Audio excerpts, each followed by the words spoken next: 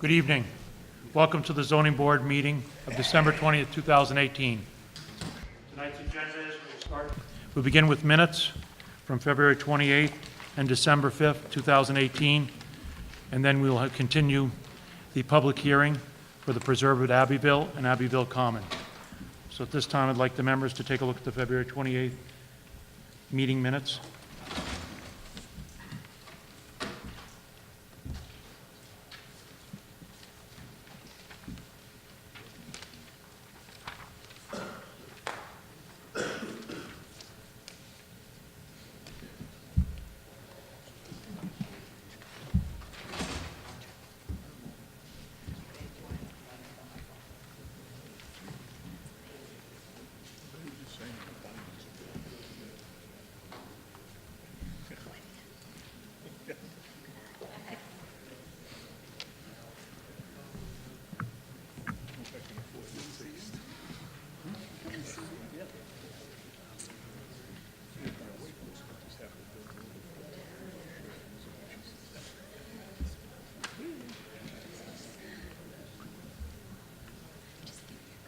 Everybody have a chance to read them? Could I get a motion to accept the February 28, 2018 minute meetings? Make a motion that we accept the meeting minutes February 28, 2018. Do we have a second? I'll second. Any discussion? All those in favor? Aye. Okay. Could we now take a look at the December 5th, 2018 meeting minutes?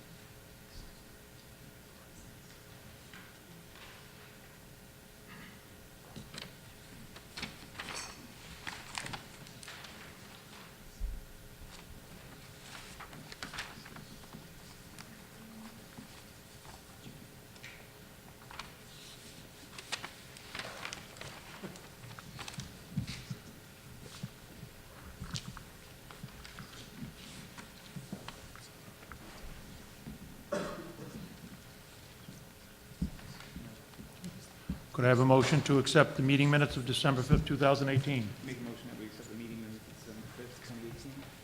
I'll second the motion. All those in favor? Aye. Okay. Okay. We are going to take a recess for about 5 or 10 minutes. We're waiting for one more voting member of the zoning board to arrive. He is at the town administrator screening process, so he will be here hopefully momentarily, and we'll continue the public hearing for Abbeville.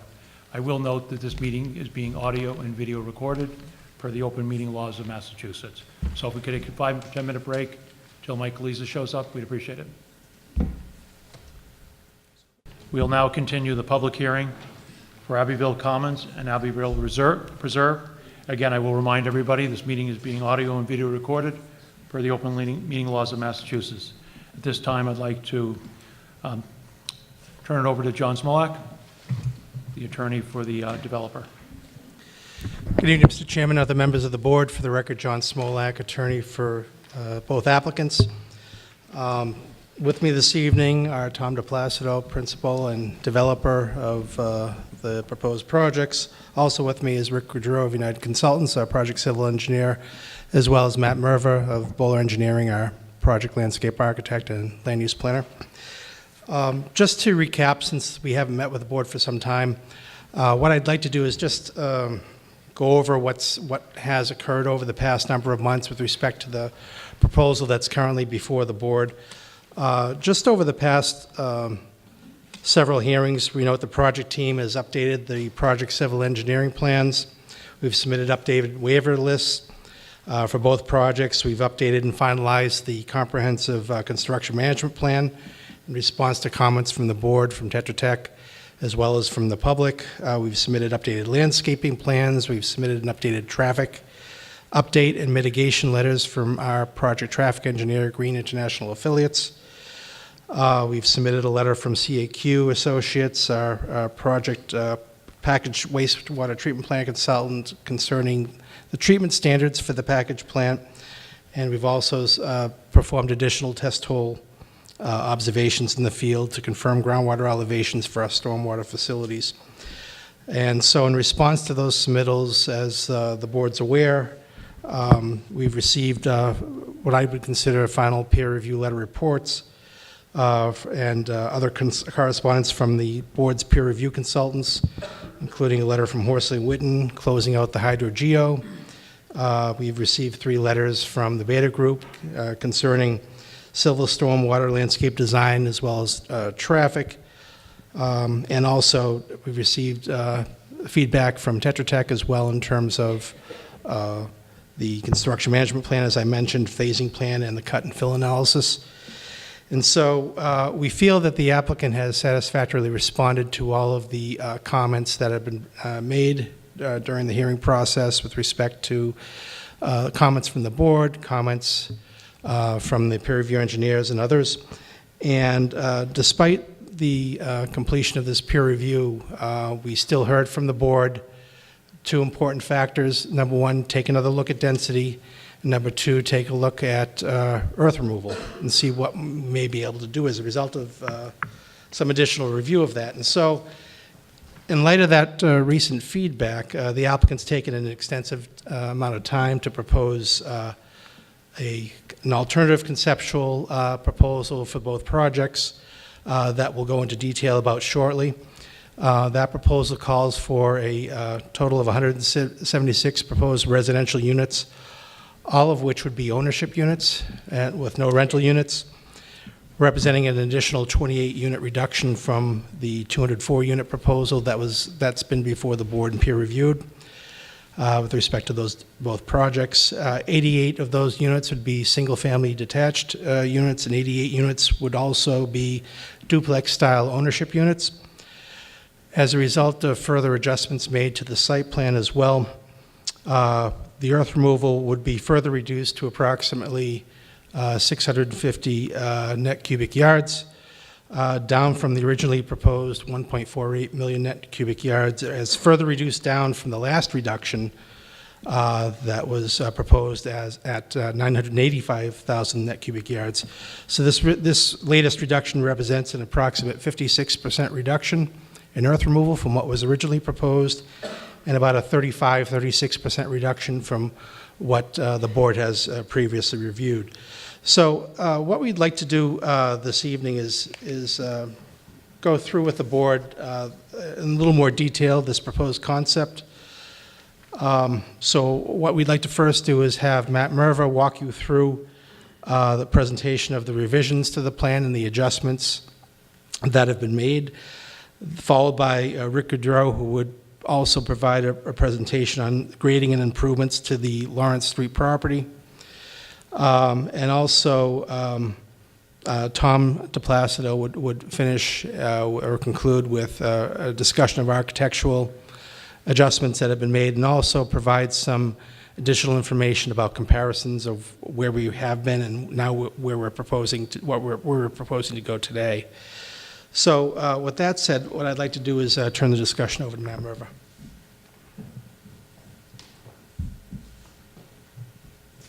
Thanks, John.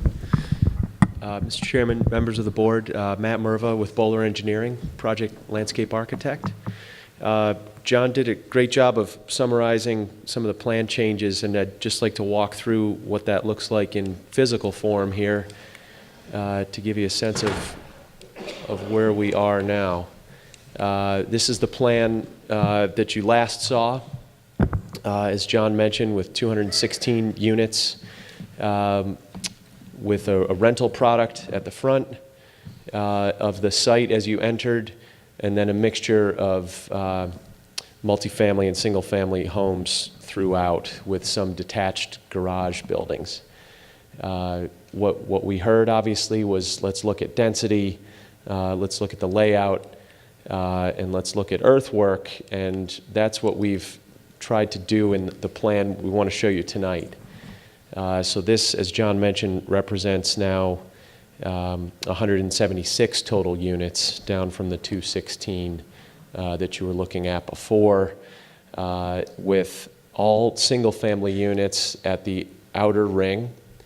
So these are single-family lots with an average lot size of 23,000 square feet, with minimum frontages of 100 feet, averaging more like 114 or so, and a larger land area for each home with a 40-foot front yard setback and 10-foot minimum side yard setbacks.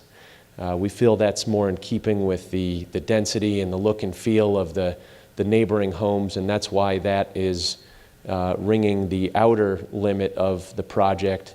And then, as John mentioned, we have an inner core of duplex units here, which would also be for sale. This is not a rental product. These would be ideal for, they'd have master bedroom on the first floor, so good for empty nesters. Two-car garages in each of those, so we're not putting cars out on the site. They're all accounted for within the footprints of the buildings, and those are organized along what would be roads managed and owned by the HOA. So the outer ring and connectors would be part of the public town road system, but this inner core would be the condo development with a homeowners association that would maintain the areas within there.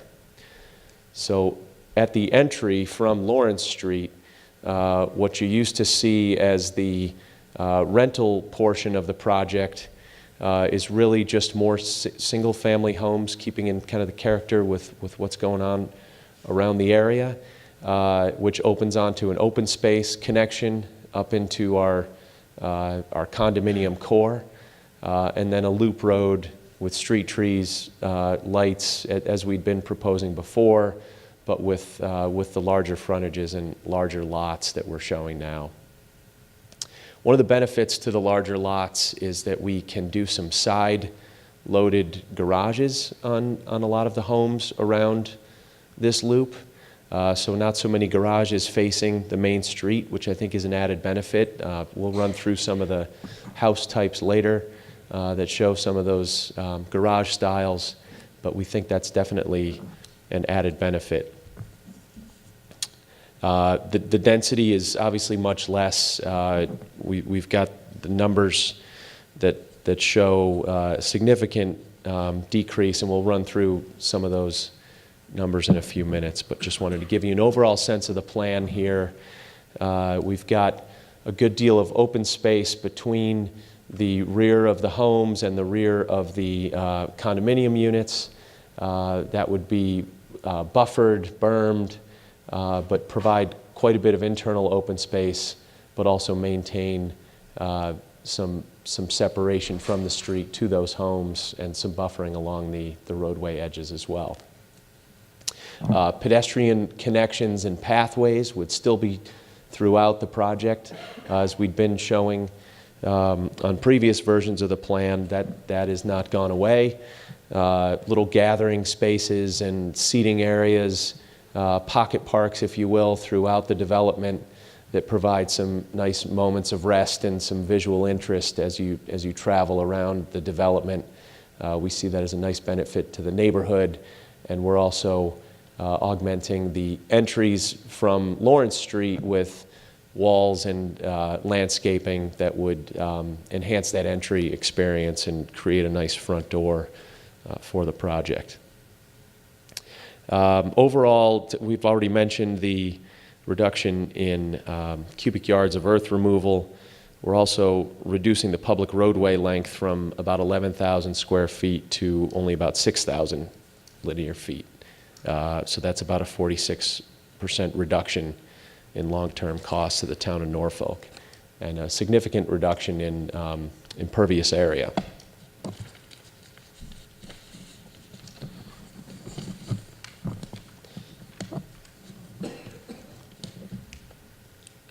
couple of details to the plan. We've zoomed in on a few areas just to show you some things we've been looking at, but this is that inner condominium core that I showed you on the last plan. We've got, at the key intersection here, we've got a few units that face out onto those corners and have side-loaded garages. We think that's a nice way to treat this intersection and kind of bring that the garage off of the main intersection. Didn't want you to get the impression that this was a rotary. This is just a straight T intersection, and these are just garage access to the units themselves. This is just an enlargement of that pocket park area. This would be some visitor parking, mail kiosks, some seating and pathways, and just passive open recreation space for the residents here. We've looked at alternatives where we do just make a straight T intersection out of those duplex units. You could still have a side-loaded garage shown at those key intersection points. So that's an option as well. We just wanted to share that with you.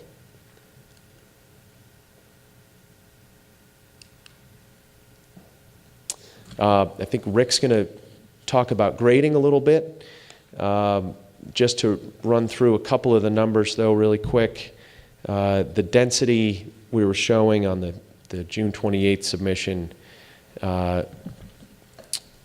we're about, what's the reduction, Tom, in the density from that plan to this one? Tom's going to run through that.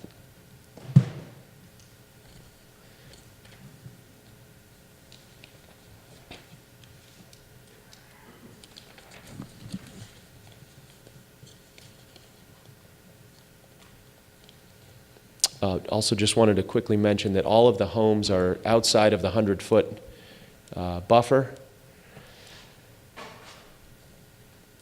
And I did mention that the minimum setback was 40 feet at the front yard, so just wanted to reiterate that.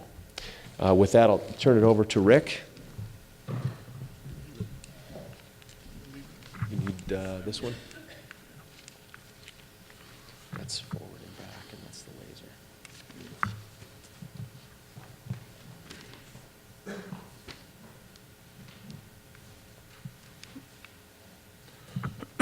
Good evening, Rick Goodrow with United Consultants. What we were asked to look at was the westerly intersection into the site here off of Lawrence Street, which would be Buckley Boulevard.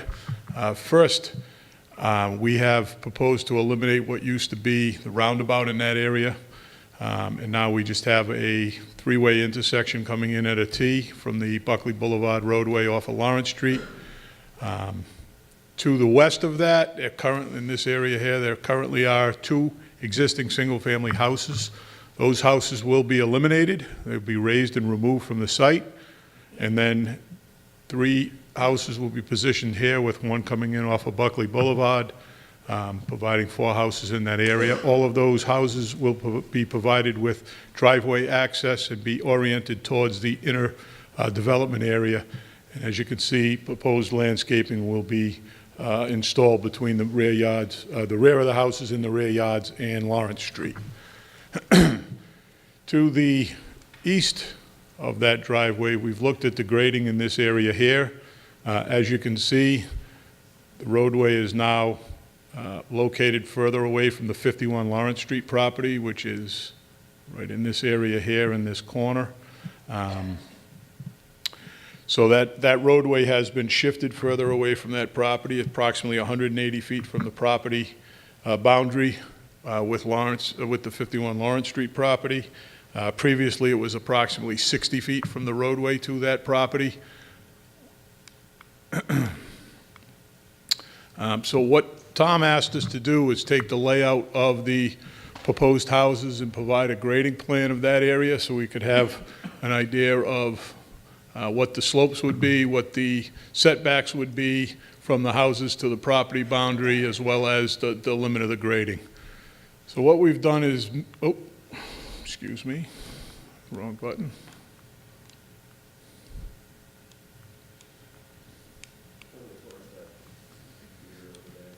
Okay, Thank you. Pretty houses. So what we've done is we've situated one house here, which would be located on Lot 44. That lot has a total area of about 65,800 square feet. To the south portion of that lot, in the area we have labeled here as easement, there would be a vista easement proposed containing an area of 21,508 square feet. Tom can talk later about what would be taking place in that easement, but I will say that there will be some grading out by the intersection, the installation of some of the landscape features Matt had spoken about with regard to the entrance area, some grading for the roadway construction, and then the trees will remain. But as far as restrictions that would be on those easements permanently, Tom can speak to that. So what we've done is propose some grading in this area here, just to create an area for the construction of the house. The houses would be, are proposed to be side entry garages. The garages would be under, in the basement level of the house. Retaining walls would come off the corners of the house to provide for some grading relief. And then that allowed us to elevate the house up from the roadway approximately 8 to 10 feet, and that allowed us to limit the off-grading into the rear yards, which has been a concern of the 51 Lawrence Street property. Moving to the east, we have Lot 45 here, a house proposed on that lot, and also a house proposed on Lot 46. They would both have driveway access back to back, retaining wall to again provide for the garage under scenario I spoke about, and that would help limit the grading in the rear yards of those properties, again elevated above the roadway. So, as I had mentioned earlier, the distance from the property line to the street and around this area here is approximately 180 feet. The grading has been pulled back a little over 20 feet from the property boundary in this area here. Much greater distance is over here. This house, which is located on Lot 44, is approximately 91 feet from the property boundary here with the Lawrence Street house, and the 51 Lawrence Street house is located approximately 58 feet from the rear property boundary that's common with the project. Just to give you an idea of some of the distances and how things are coming together in that area. Tom also asked me to speak about some of the overall project components. So the single-family house lot area for that project would be 53.65 acres, and the condominium area is about 14.27 acres for a total project development area of just under 68 acres for the units proposed. Tom does have a breakdown of those numbers that I'm sure he's going to share with the board shortly. Thank you. Thank you. Tom? Up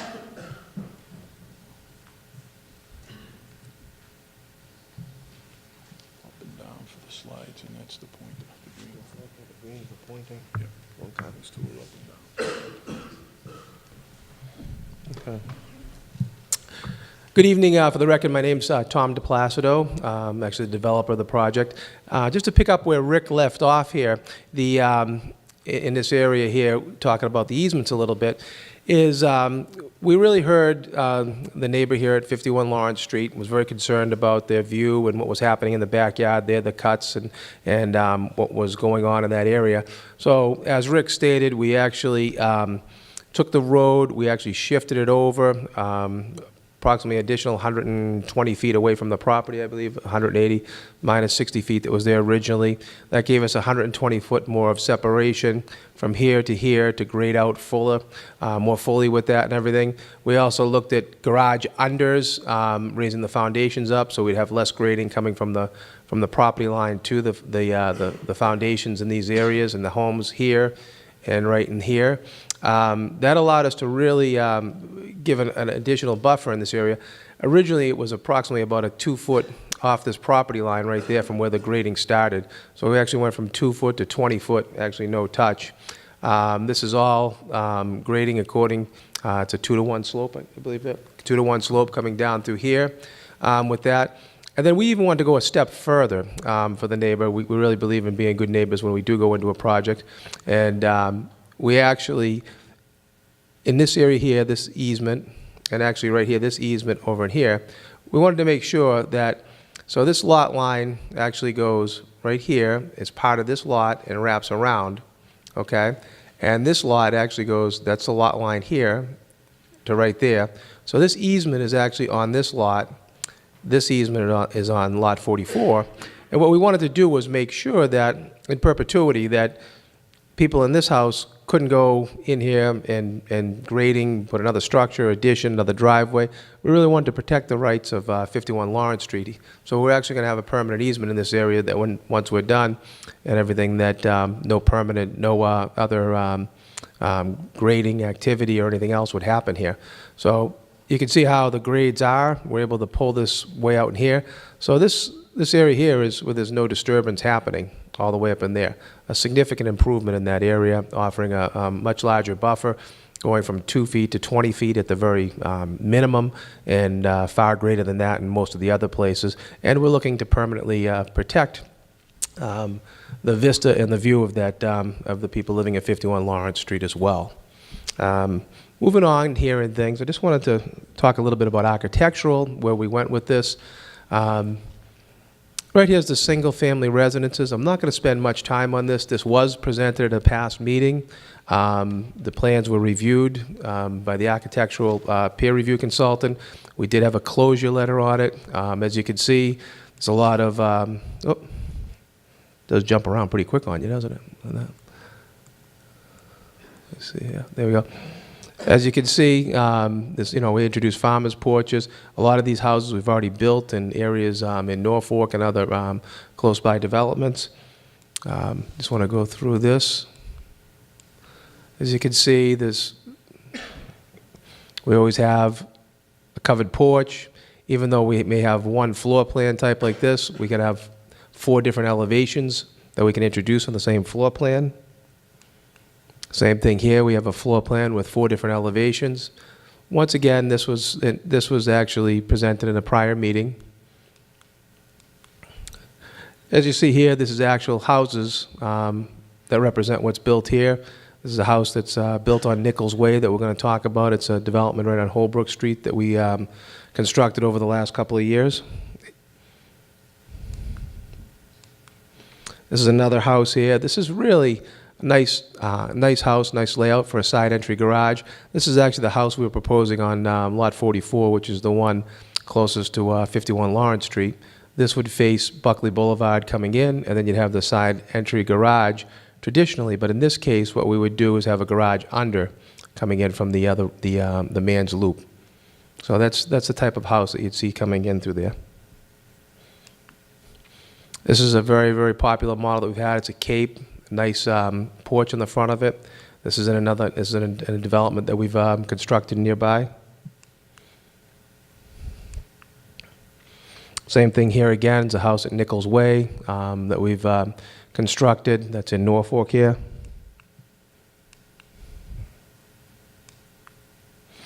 And this is really what I wanted to talk about. This is something new that actually has not been presented before, and that's because we've changed from rental units to actually condominiums. These are the condominium plans that we proposed architecturally. As you can see, they're duplex models. They all have 2-car garages. That was a concern with the rental units, that there was no garages with them. And actually with the rental units, you had the detached garages throughout the site that we heard negative comments about that. And we did hear negative comments about the rental units, and that's what led us to for-sale condominiums. The duplex units actually blend in much better with a single-family residential neighborhood than if you had 4 or 5 quads or 5 units in a row. This also gives more windows and open air and opportunity for the people living in the units.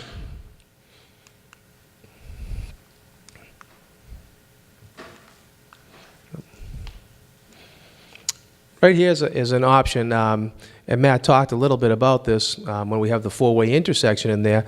And also what we wanted to try to do with the condominiums is break up the elevations along the street front a little bit. He did a nice job with that, with the pocket parks and separations in there, and actually having some of the duplex units set back off the main roadway. We also wanted to introduce some side-loading garages in that area as well, just to break up the front so there wasn't a line of garage doors everywhere. So what that does is, you can see we have the side entry garages here and right here, and then that gives us an opportunity for windows along the front as you have that four-way intersection, additional landscaping in the front, and you just don't have all the garages coming straight out at you. It just gives a different look. It breaks up the neighborhood and gives it a little bit more character than a traditional condominium. This is more of a cape style here. And what this does is, what we've done with the condominiums, and actually we actually have a floor plan with the single-family residences as well that was reviewed. We have master bedroom first floors. So this is much more conducive to maybe an empty nester. We have the master bedroom right here, over in this area here, and then we have the opportunity for, you know, 1 or 2 bedrooms upstairs, one here, potentially one there with a loft area. So that's a lot more attractive to somebody that might be wanting to downsize, maybe grandparents that want to live closer to the children and their grandchildren could live here. A lot of times what we see when we do these types of developments, that they may have a house in Florida, but they still want to have a house close by up here or someplace up in this area, and they don't want the maintenance anymore.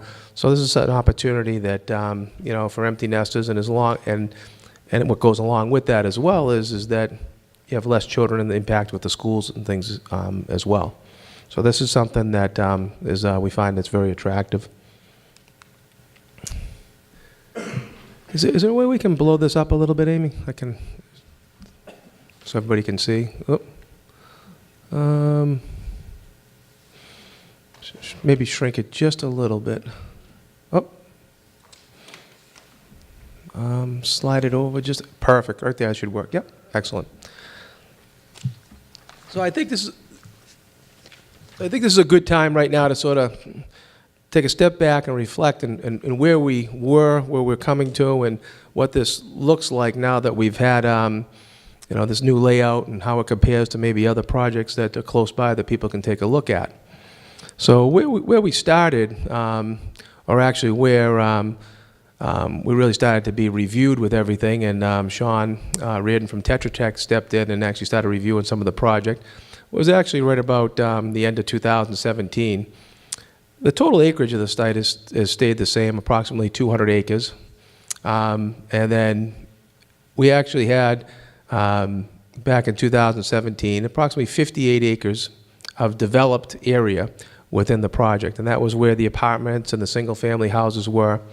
And at one point in time, we had up to 260 units combined with the apartments, and we had approximately 1,482,000 yards of earth removal with that. So I want to just concentrate on these 4 columns right here.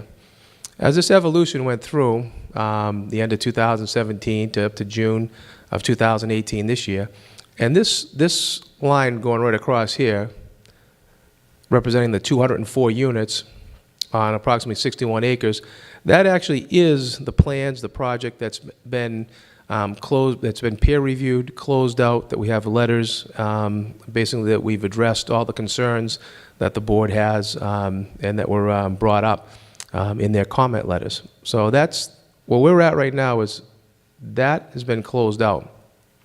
But once again, we heard what the board was saying, comments of neighbors, and we really tried to look hard here to do the best we can with everything, and to you know, work with the neighborhood here.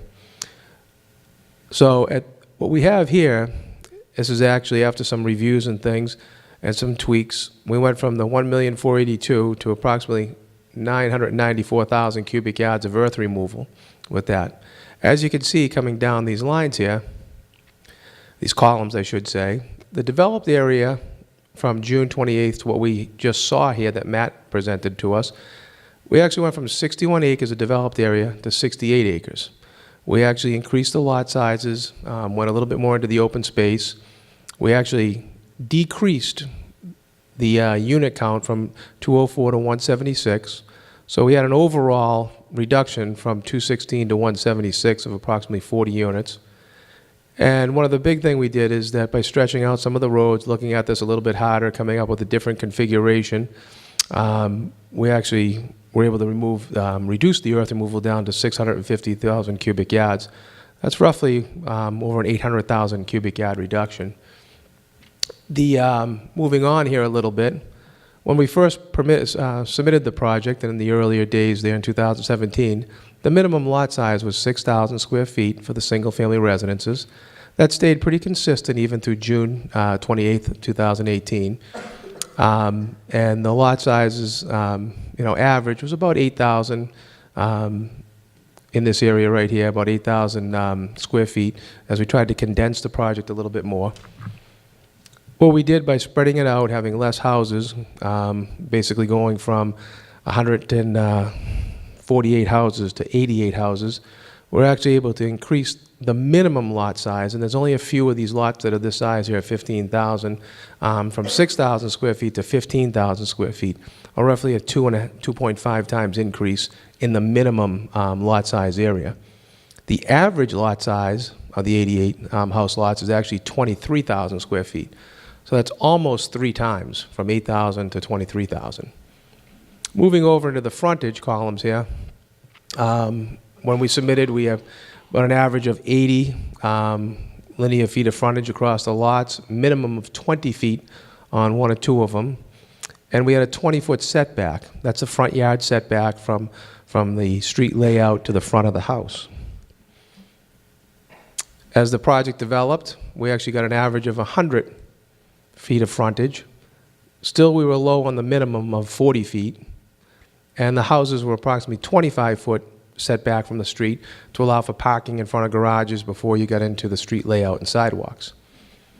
What we've done now is actually we've increased the average frontage, frontage of the 88 lots to 114. And there's not one lot that's less than 100 feet of frontage in width. So there's a huge increase right there. That's, once again, 2.5 times what we were in June 28th. And we've also pushed the houses back a little bit. So the setback from the front of the house to the street layout is now 40 feet. In most instances, it's 50 feet. In a few of the lots, though, we did go 40, and that was actually so that we could offer more buffers to the surrounding neighborhood.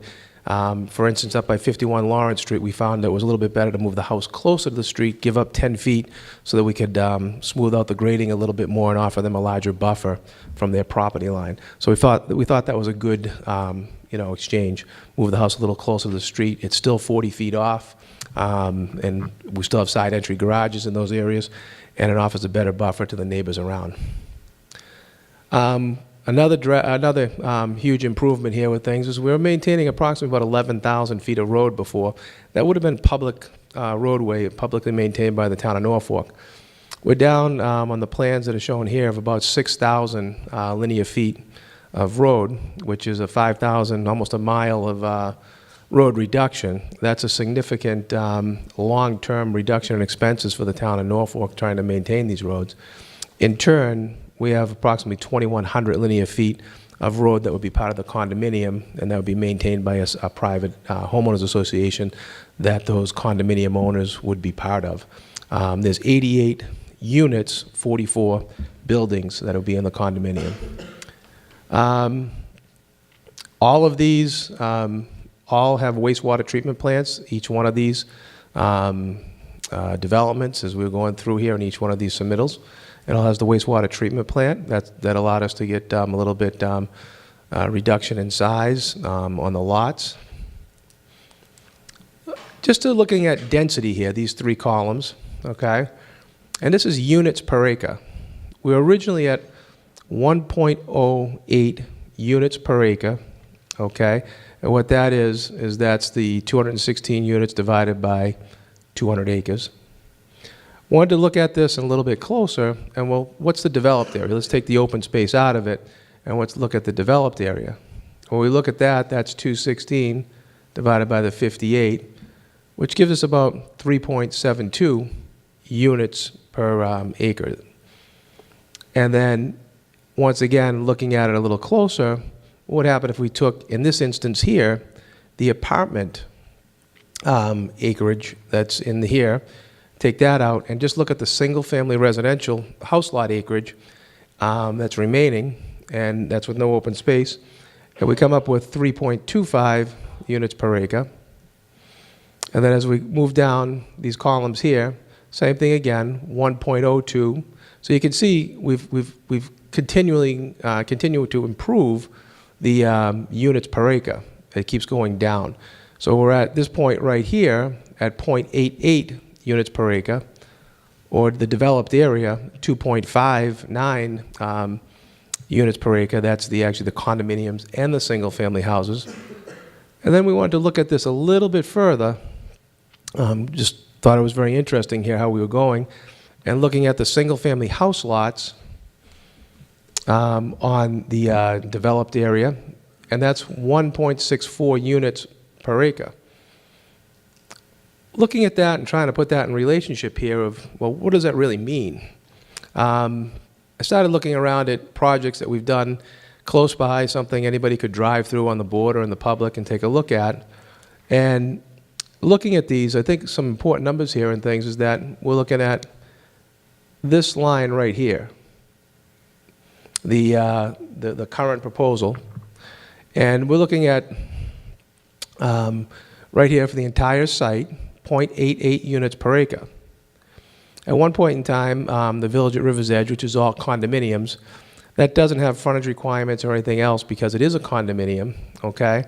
That's roughly 2.69 units per acre. As we look at more single-family residential developments, we did a project recently over the last couple of years, Nichols Way. We built the last house in there this year. That had 0.61 units per acre, or houses per acre, because it's a single-family residential development. And Eagle Brook and Rentham, which isn't too far from here, which I know I've been told people don't like the density of that, you can obviously see that's 2.56 units per acre, and that's still under construction. But when we start to look at this analysis, we can see that Nichols Way and the current Abbeville proposal right now, there's not too much difference here between the 0.88 and the 0.61. This project starts to resemble something that people can easily see, and that's built, constructed right now. But what's even more interesting, if we take the open space out of it, and we actually take the condominium land out of it, and we just compare developed area, and we divide units per acre, we come up with a ratio of 1.64. That's actually less units per acre than Nichols Way, which is 1.88. When we look at that, and how we got to that number is there's 9 units on 4.8 acres of land. The remaining land was actually set aside as open space. So we're truly comparing apples to apples here. We take the open space out, we're only dealing with the developed area, the house lots, and we're looking at a ratio of 1.88 units per acre. Same thing here, 1.64, and we're looking at we took the open space out, we took the condominiums out, and just looking at single-family house lots. This is a project that was permitted, built, and it's occupied. People are living in it. It's pretty much completed under the Norfolk zoning bylaws through special permit with open space. It's an open space development. So right there, I think that's an important figure to look at with everything. One of the other things is that now that we're at Nichols Way, looking at this, the average lot size was 20,000 square feet, and the minimum was 20,000 square feet. Our average is 23,000 square feet here. And actually, the minimum frontage there was 100, but the average is 101. So once again, it's very close in comparison. And the average frontage setback is 51 feet. However, we were able to go down to 20 feet in the permit. We didn't do that. We kept it back a little bit further. Roadway length was 460 feet. And there was no private roadways there, and there's no wastewater treatment plant as well.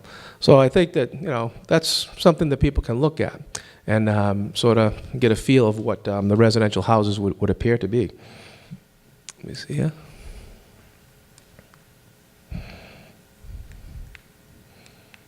Okay.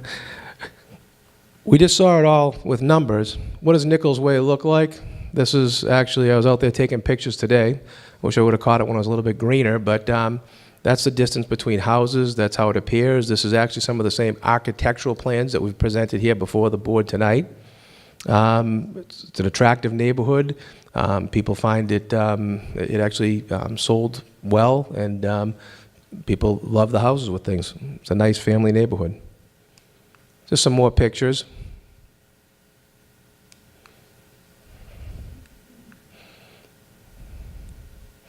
That's looking up the street from Holbrook Street. You can see there's nice separation between the houses. The lots are 100 feet wide.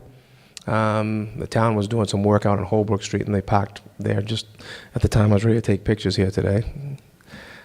These are some of the houses in there, a little bit more one-on-one view. Might be a little bit more difficult to see, but you can see this is a walkout basement on this side. This actually faces Holbrook Street. There's a slider. Gives us the opportunity to have maybe additional finished space if somebody wants to have a playroom or a man cave or something.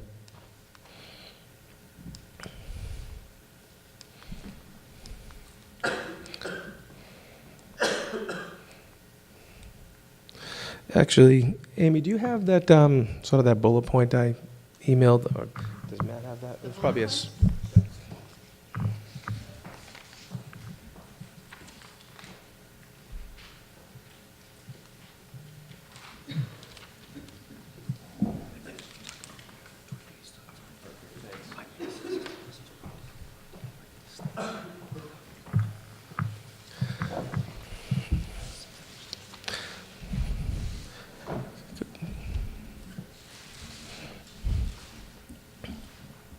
Great, thank you, Amy. So what does all this mean? How's it all come together with everything? You heard Matt talk, Rick, you heard myself talk with things. Just sort of wanted to put together the significant revisions and how it all plays out here with things as we're going forward with it based on the new plan. So first bullet, we reduced originally from 2017 plan 40 units. So we went from 216 to 176 units. We also introduced master bedrooms on the first floor. Hopefully that would attract a variety of buyers, and that would actually reduce school-age children. So next bullet here, reduction from 160 single-family houses to 88 single-family houses. That's that once again from the 216, 160 to 88. We've also eliminated all of the rental units. There was a couple of hearings. The neighbors had a great concern with the rental units, especially when you were driving in. That was one of the first things that you saw. I think at one hearing, I even suggested eliminating them, and I think it was the only time we got a positive applause during this whole process. So that was something we looked at and removed those and replaced them with condominiums. One of the other sort of points that was brought about quite a bit was the fact that the rental units didn't have garages where people were going to park. What was going on with that? There was detached garages. They're all gone. Now we have 2-car garages with the condominium, so there's plenty of places for people to park. That's the addition of the 88 duplex 2-car garage condominiums that are now for sale, homeowner owner occupied. So now you have a little bit more pride in place of a little bit more people invested in their property, which I know that was a concern. First floor master bedroom condominiums and houses that, like I had mentioned, attracts a different type of a broader base of potential buyers.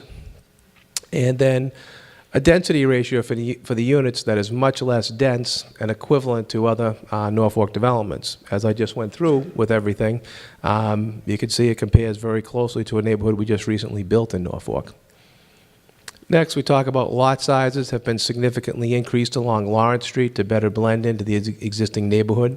Rick talked about that a little bit. Right now, there's 2 smaller homes. Probably in a polite way, they don't fit characteristically into that neighborhood. They would be raised, and you'd have landscaping along the front of Lawrence Street there. The houses would then face the new roads, increased buffer. We've increased the size of the lots that are against 51 Lawrence Street. We then, as we move into the project, We reduce the size of the lots a little bit with it, and we get more dense as we get towards the inner core of the development. So we keep the condominiums and that density away from the existing neighborhood so that there's a better flow of a less dense development that's against the abutting properties. And then as it gets closer into the core of the development, it's more dense with the condominiums. And the condominium owners and the homeowners that would be moving in there realize that. So there's not a surprise to anybody buying that. They know what they're purchasing and what they're going to, and we respect the overall density that's there now in the Lawrence Street neighborhood. The average lot sizes within the development have been increased almost 3 times to 23,000 square feet, and the minimum lot size has increased by 2.5 times. Then once again, we went from approximately it went up to 15,000 square feet from 6,000 square feet for the minimum. And like I mentioned, the inner core of condominiums has been added with larger residential lots buffering around them to provide additional distance between the existing neighborhoods, and the apartments are no longer the first buildings that are seen. If we could scroll up just a little bit, Amy. Thank you. Once again, a reduction in the gravel removal from 1.4 million cubic yards down to 650,000, going back from the beginning to now. That reduction in gravel removal is 832,000 cubic yards, or an estimated equivalent of 34,259 loads, not to be confused with trips, which actually is the next line item here, which is 68,517 truck trips. That's a significant reduction in the amount of traffic that would be going there, and we figured that out. We based loads per day on 45 loads per day. That represents about 760 less days of trucking off the site, and we were only trucking on weekdays, so that's a significant. That's years of reduction in trucking. We've also reduced the public roadway length within the project from 11,000 to 6,000 linear feet. That's a 46% reduction in long-term cost to the town of Norfolk when they have to maintain that road, and a significant reduction in impervious area as well. It's much better for the environment, and we're not worried about, it's actually much better for stormwater, and it's much better for the town. If we could scroll down one more page.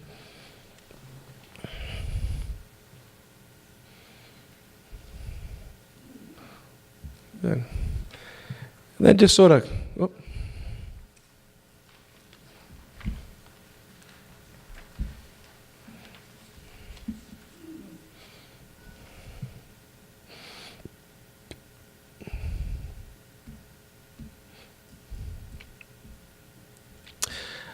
just talking about some of the developments, the benefits of the development as well. Just thought it's important to sort of recap some of these things. Basically, even though we could actually, especially right now, we could actually construct this without a wastewater treatment plant, we're still going forward with the wastewater treatment plant. Offers better protection to the environment. It is in a zone 2, even though that there's ways that we could do septic systems. We're not doing that. We're actually staying with the wastewater treatment plant. Another benefit here that actually everyone in the room is concerned about is we're working towards a final resolution of the environmental concerns that are within the property. I know it's not part of this board's decision or anything with that, and we're going through the PIP process, but that's something that as the developer, we are working towards testing, finding out what's there, and addressing those concerns and whatever's there, making sure that it complies to the regulations, DP guidelines, and we make sure it's safe for everybody. The Mann family does not have the wherewithal to do that. Without this property being developed, those environmental concerns will go unanswered. Also, it's been brought up a couple of times with things. We have looked into this. It's not something we've discussed publicly, but there's improvements required for the Bush Pond Dam. The dam is in poor condition. We've had it looked at engineering-wise. Recently, I know even the water levels have been very close to even possibly breaching that. Part of this project will bring that into compliance. This will result in a significant cost. Preliminary estimates that we've had done show work that could result in costs that are in excess of $2 million to actually upgrade the dam that's there and the dike. If the developer, whether it's me or somebody else, is not there doing that, there's a good chance that dam could fail. Once again, the Mans do not have the wherewithal to improve this, to correct it. It will be a town problem if that is to breach.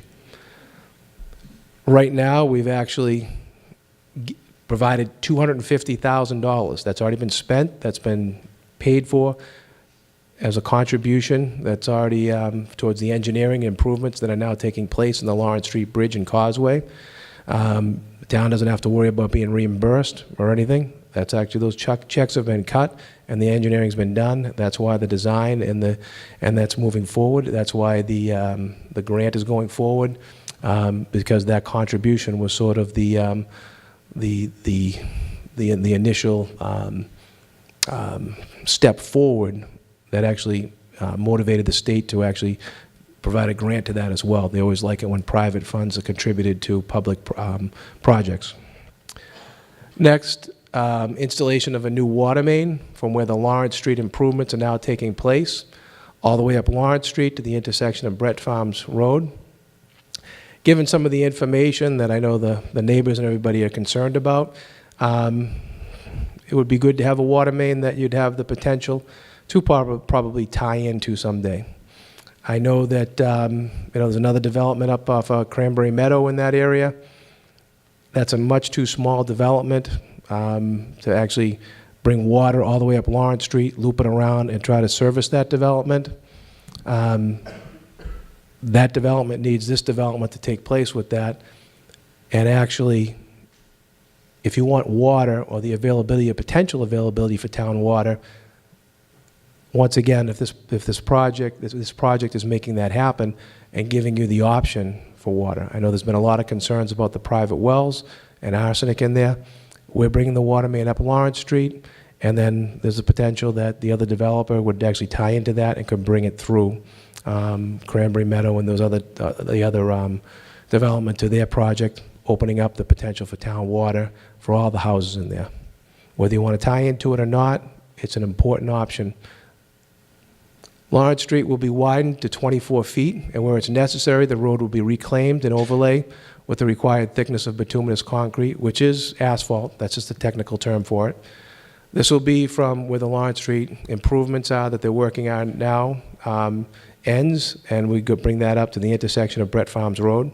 So it'd be 24 feet wide, it'd be repaved. And then we're still setting aside approximately 130 acres of land for permanent conservation, for the environment, for protection with that.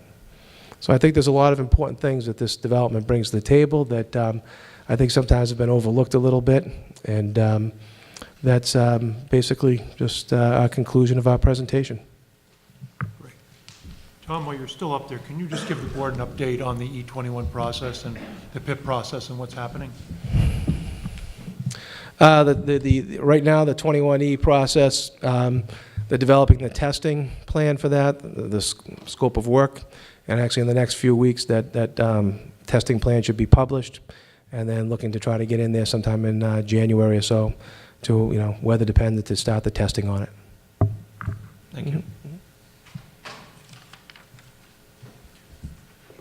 Sean Reardon, Sean did put a lot of time into this, working with the peer reviewers and the engineers for the developer. Sean, do you have anything to add at this time? Oh, to that point, we spent a lot of time working with Tom, and we heard all the comments from the community and really tried to sort of create a plan that sort of had some inbred improvements that allowed us to create more flexibility. So the reduction in the roads was a really big moment for us because it simplified everything. It got rid of a lot of infrastructure. It got rid of a lot of obligations for the town. But it also, more importantly, freed up a lot of space to give back to the houses.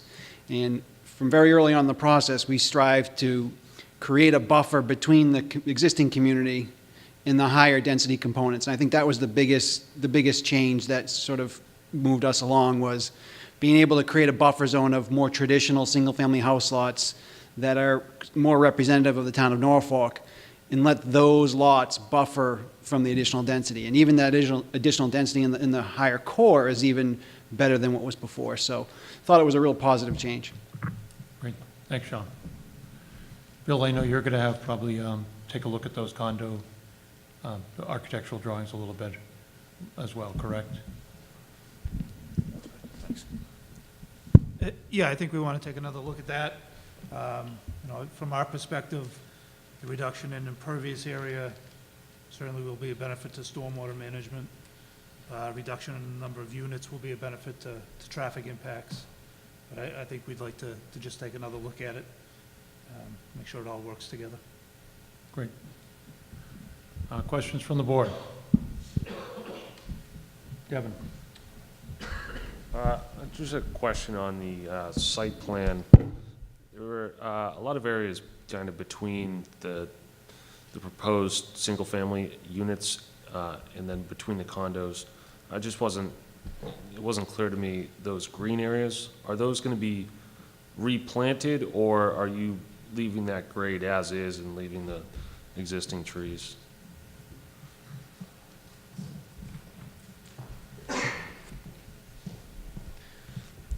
Devin, we're still working out the grading in some of those areas, but likely we'll be raising grade to provide some berming in between the backs of those units. So that vegetation would be a mixture of existing and proposed, probably some meadow grasses, some upright evergreens, and things that would provide screening between the backs of those units. So it's not the intent that that's all existing vegetation to remain. There's going to be some regrading in there and some berming for visual improvements.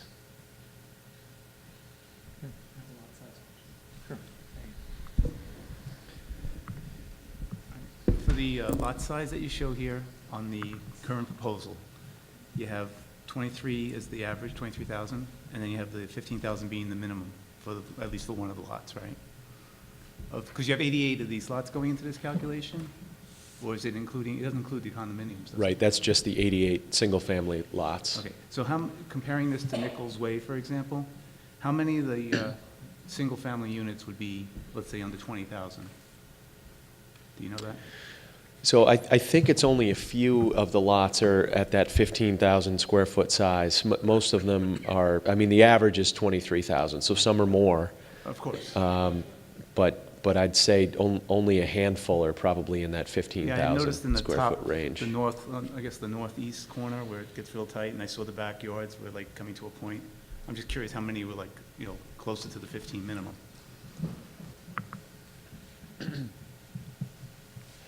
We did have a spreadsheet on this, and don't hold me to this, but I want to say there was no more than 4 or 5 that were at the 15,000. And actually, those lots that came down to a point, they were actually quite a bit bigger. I just want to say they were probably closer to 20,000 or larger.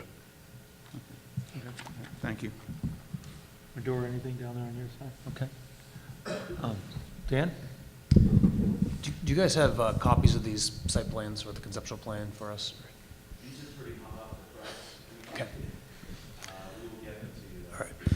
I know you haven't engineered the site yet, but can you kind of point out or describe conceptually where you think the drainage infrastructure is going to be? Because I didn't really see any areas where the ponds would be.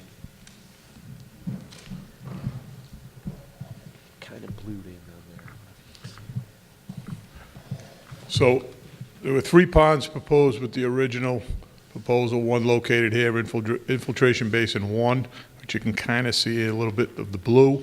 A second one located in this general area here, and then the third one located up here. So I see them a little better. One in here, here, and then in this area here. So they're in the same general area as they were previously. That answers your question, Dan. Okay. And what about access to get back to those ponds for maintenance? And is there going to be like a driveway or something, or how is that going to Yeah, work? so pond 1, the access was down in this area here, around where the sewer treatment plant buildings would be, right here. A common access point would be in and then through that pond there. This pond here had access off the road here, and then pond 3 would be via an easement through 2 of the house lots to provide access to that pond in the northwest portion of the site.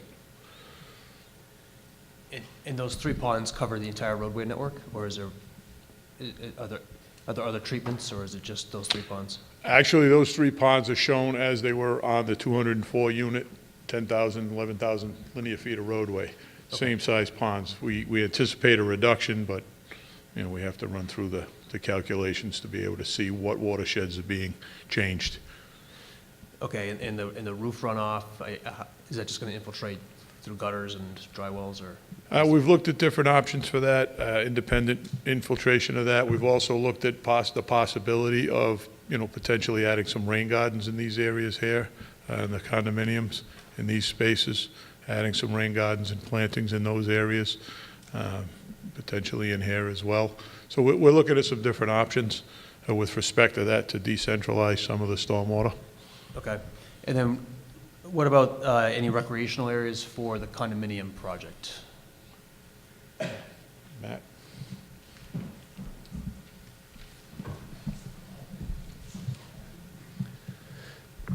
So we've got a series of pocket parks throughout the site that will serve as kind of passive recreation areas. We'll still have the links to the broader trail network that we've been discussing in the past, but we have a park area here. We have park areas here, which are really just passive seating parks, little dog park kind of places. So no large recreational fields like we were showing before. This is sort of a different character that we're showing here. The real amenity, I think, is the trail access surrounding this area, and then those smaller spaces within the development. How many bedrooms are those condo units going to have? Are they mostly 2 bedrooms, or? I think they can be between 2 and 3 mostly. So master down with 1 or 2 bedrooms above. Are they all master first floors? No, they're not. Some have all 3 bedrooms upstairs. Okay. And then some that have just master bedroom, first floor, 1 or 2 bedrooms. I'm just trying to gauge like how many children we're expecting in the condo development. I mean, I assume you're marketing these more as empty nest kind of condominiums, but do you assume there may be some families here that'll have children? Honestly, we really haven't looked at those numbers yet, but we also do have the option for master bedroom first floor houses as well. So between those two, we feel as though there'd be a reduction in school-age children, and we're, broadening the market attraction with different buyers with that. But to give you a whole analysis on that, we just don't have it yet. With respect to the treatment plan, I know this was a big concern for a lot of folks in terms of water quality. Are you still planning on implementing the treatments that Neil Price had suggested for the 2-year time of travel and The tertiary, phosphorus? the tertiary treatments, yes. And that, and bring it, phosphorus removal and so forth? that wouldn't change. Okay, and then so the leaching field, I think before that was going to be a recreational area. What's going to be on top of the field in your plan? So so basically, through gravity, the waste and the sewage actually flows down to here, where it's actually processed to be a building, and everything else will be underground tanks, very similar to the village at River's Edge, and then it will be pumped up, similar to where it was before. And this large green open area with the trail coming through, it's in the exact same location, where there's less bedrooms, less flow, less houses. We look at a downsizing in that leaching area, and we're confident it would still fit right here. So there would still be a nice, when you drive in, there would still be the nice open field with a pathway that goes down through the middle there, and the leaching area would be under that. Okay. And are you proposing anything, in a prior plan you had a boathouse or a clubhouse feature, are you proposing anything there at this point? Or? At this point, we're not proposing anything like that anymore. Just, tying into the existing trail network. All right, and then, so the main loop road would be a public way. You'd have a condominium association in the middle, in the center. Yep. There would still have to be, I'm assuming, some kind of joint condominium to share in the wastewater treatment plant. At least that'll be a common area for both, for all 176 units. Yep, if we were looking at the plan here, this roadway network coming in here, wrapping all the way around through here and out again, that would be a public roadway. You can actually see, I'm sort of outlining the condominium land and that roadway network in there. That would be the condominium, and then what would happen is there would be some type of mechanism with an HOA that the condominium would be part of, and the single-family residence would be part of, and based on sort of a pro rata share of sewage flow and how they would contribute to the operation of the wastewater treatment plant. Based on bedrooms, basically. Any questions, Mike?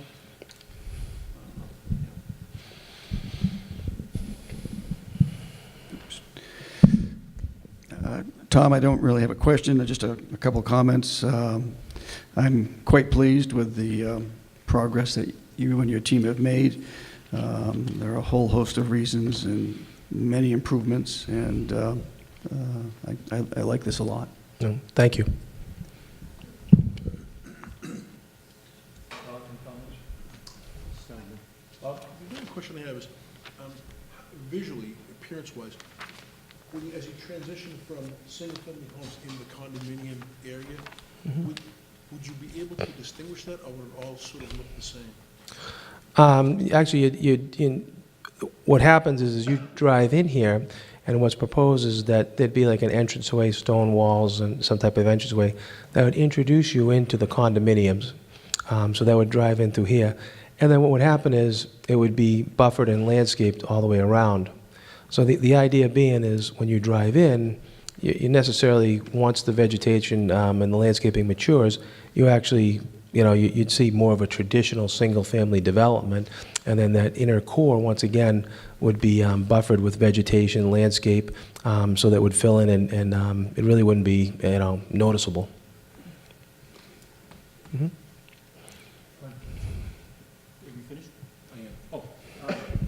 In the open space area of the condominium units that I'm looking at, I see where there's extra parking for cars, and then there's two little green areas, one on each side. Right in there? No, well, I wasn't thinking down there, but down and keep going right there. Right here? Yes. Yep. Mm-hmm.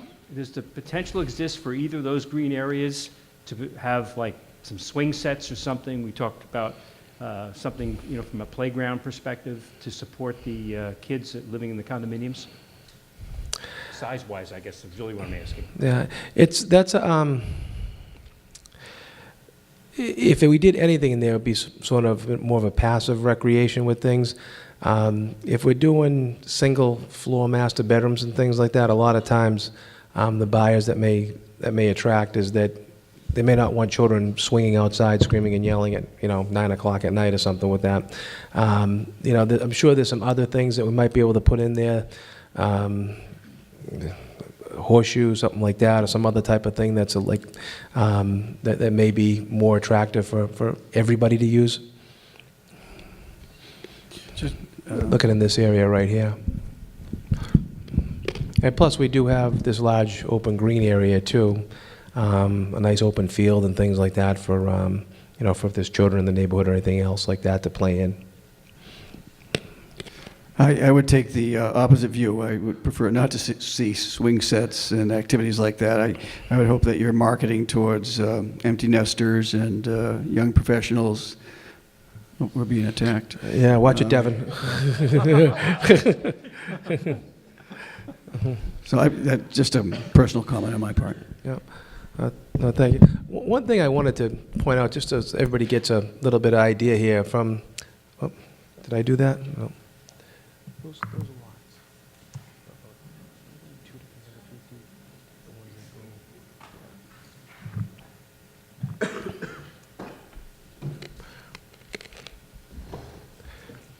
Rick, correct me if I'm wrong, but just to give everybody an idea, like these lots.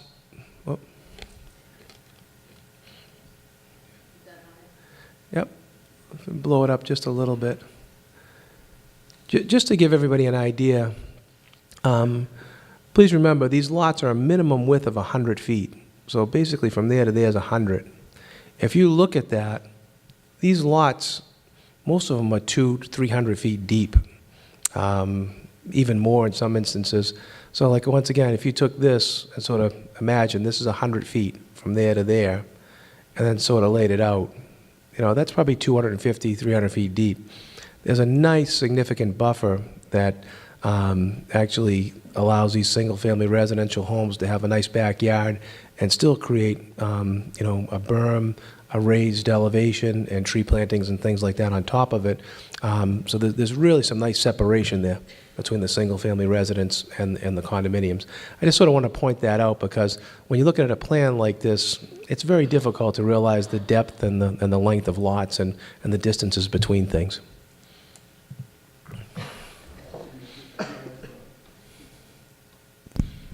Okay, I do have one comment. With the depth of these lots, Tom, I would imagine it's going to be possible to stagger the homes so that they're not all lined up in a row. You can maybe one back 15 feet, another forward, so that they're not all lined up like a row of soldiers because of the depth. Is that something that you're looking at?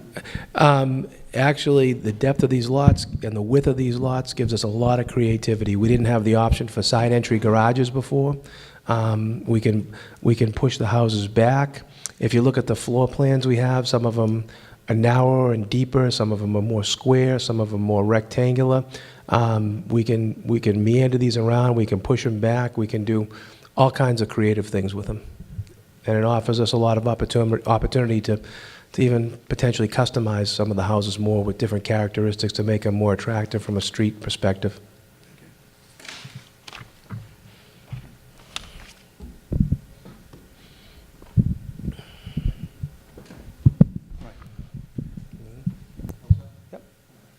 Before we open it up to public comment, I'd like to, as we did the last meeting, get a feel from the board that this is a plan we can support moving forward here.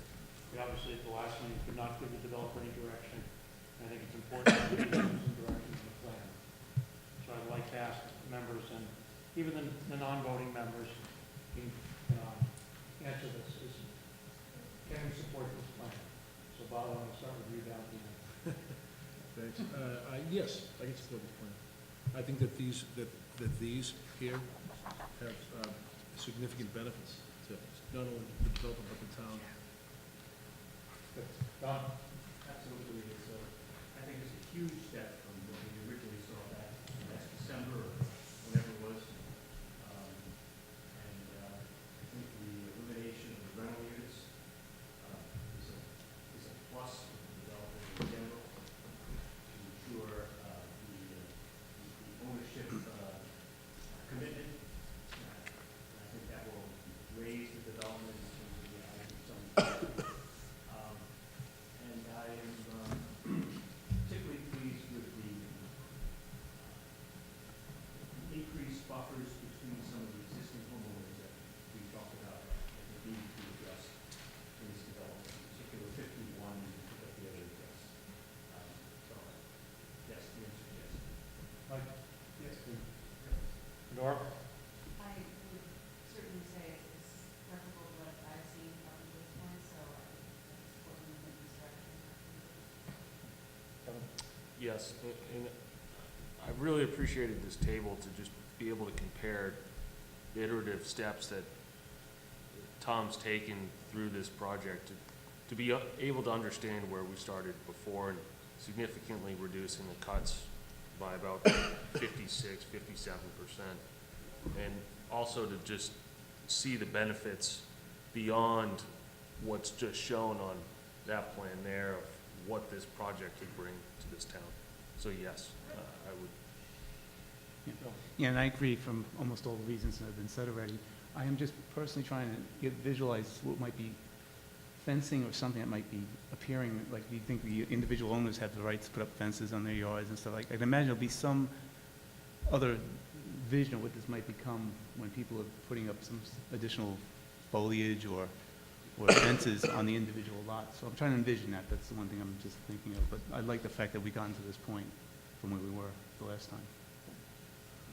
And not to reiterate, but I think everybody has to understand, there was close to probably 20 to 30 hours of working group sessions, not including all the work by Rick Boudreau, by Matt Murga, and by Tom, of just working with them to develop this plan. We're looking at over 2 years less truck traffic with this plan. Huge improvement. We're looking increase in lot size, to give it the feel of a residential neighborhood. So I think a dramatic improvement. And thank you to everybody who participated in it, because I know it took a lot of work on everybody's part. At this time, Dan, do you have any other comments? At this time, again, tonight's meeting is to discuss this plan. We're gonna stick to that. I'll give a little latitude here and there, but I would like the comments and the questions to focus on the plan that was presented this evening. So if any residents have any comments or concerns, I'm asking you to come forward, state your name, and we'll try to answer your questions. Could you please sign in right here when you come down?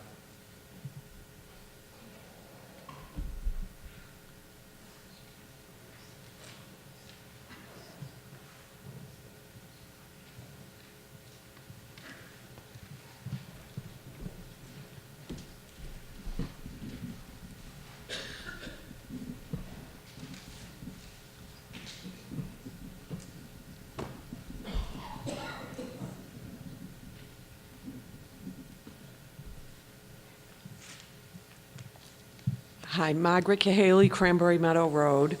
First, I just wanted to state a little something. We've been, with no new information, taking some time to circle the wagons and see what, we may have missed in the past. And I just had one quick paragraph that I wanted to read from the Mass Housing Original Eligibility Letter that was sent out back 2 years ago.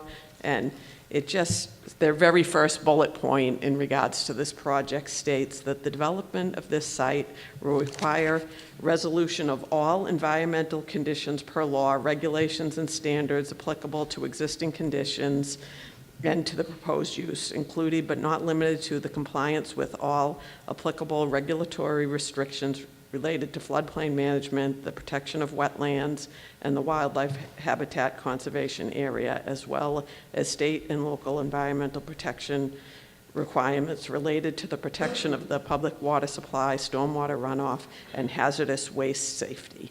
The application should provide evidence of such compliance prior to the issuance of a building permit for this project. And that was, like I say, kind of circles back to the concerns of that. And then I think had one question that wasn't it. What does this project do to the ratio of the affordable housing, the reaching our 40B? I know before the rental units were all counted towards the affordable. What do these new units do to the ratio? I think this is going to add 46, is that right, 46 units to the total count? It's 25% of 176, I think that's 44. Okay.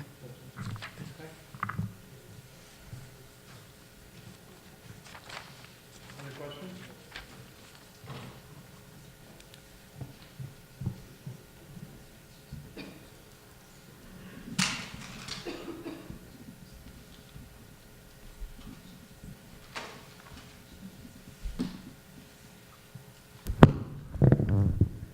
Karen McCabe, Lawrence Street. Oh, wow. I have a question on the bullet point sheet that you said there was the Lawrence Street was going to be widened. Can you confirm that there's sidewalks on that street?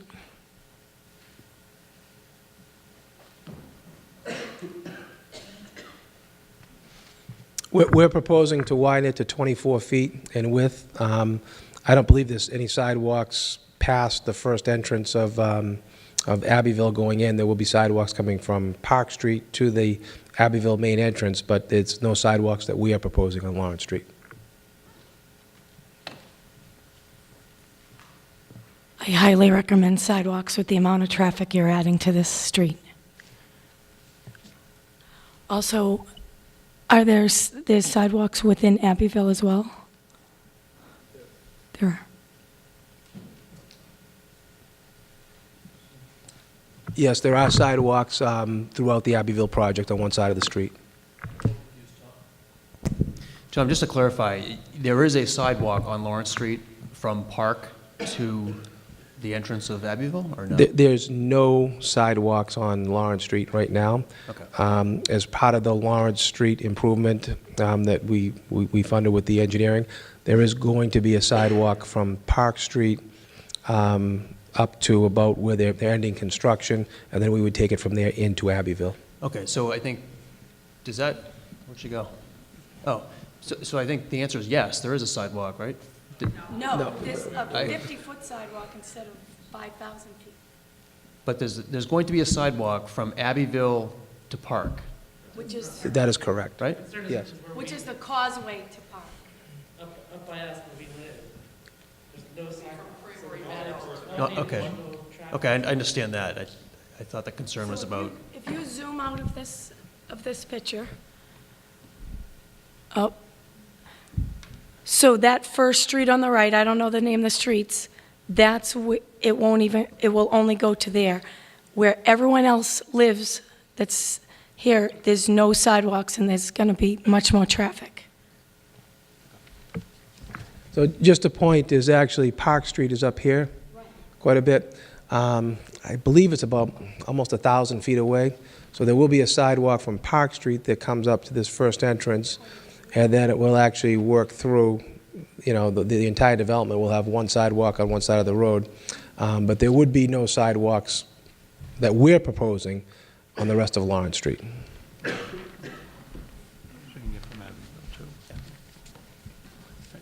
Any other questions? I highly recommend with the amount of traffic that there's sidewalks being put in. People walk to it. It's very dangerous now, I agree, but right now there's absolutely no traffic. But there's going to be a lot more traffic that's going through there, and we should have sidewalks put in. I don't think this town should allow any development, 40B or not, without providing sidewalks access to it.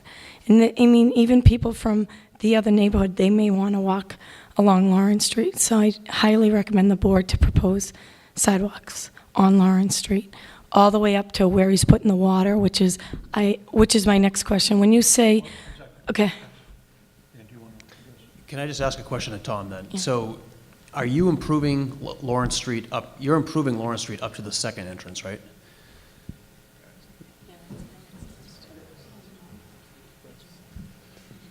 I think, can we blow up the plan a little bit, Amy? Just so everybody can see?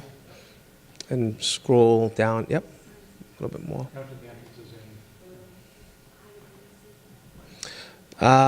So actually, we're running, first of all, the water main from where it stops, where they're doing the improvements on the causeway, all the way up, and making a three-way gate valve connection here to Brett's Farm Road.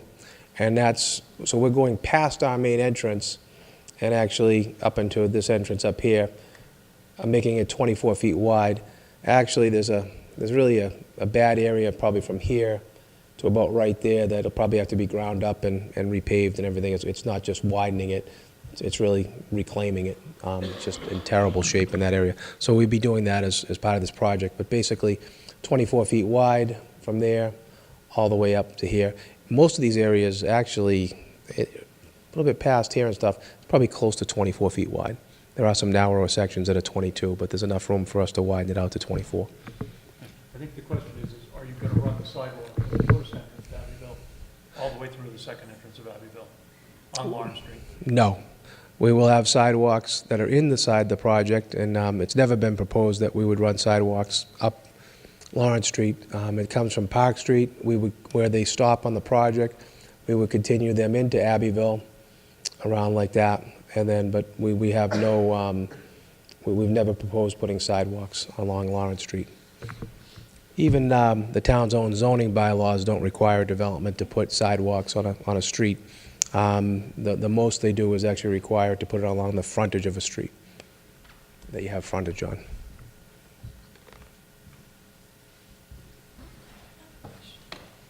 I have one more question, and that was so the entrance where it is now, it's still on that curve? Is there extra brush being brought back from the curve? Because right now it's a pretty dangerous curve. I assume the street's at the same place where the stick you guys put in is there. It's a blind curve right now. Yes, that's the Buckley Boulevard intersection with Lawrence Street, and that is in the same location it was previously. We would be proposing the same grading, same site triangles that were provided in the Green International study with respect to site distances, vegetation removal, grading that was proposed. It'll all be shown on the final site plan, but it'll remain the same as had been peer-reviewed previously. Thank you.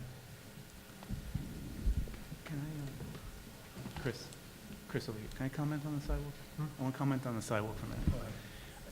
Tom, you mentioned that the bylaw doesn't say anything about sidewalks that would make you have to put them along the entire length of the project out front. I know when we usually do developments, let's say you're putting a sidewalk on one side of the street, of all new streets you create, sometimes we require it on both sides of the streets in a new development. Are you doing sidewalks on both sides of these streets that are going in?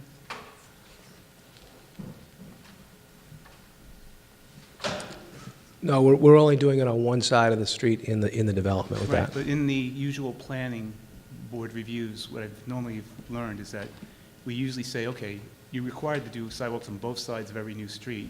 We usually mitigate that the money or the investment in sidewalks could go to the other, outside of the project, helping make connectivity to the new project. Like I said, actually doing many projects in the town, the only thing that I've ever been required to do is put it along the frontage of the development. That's it.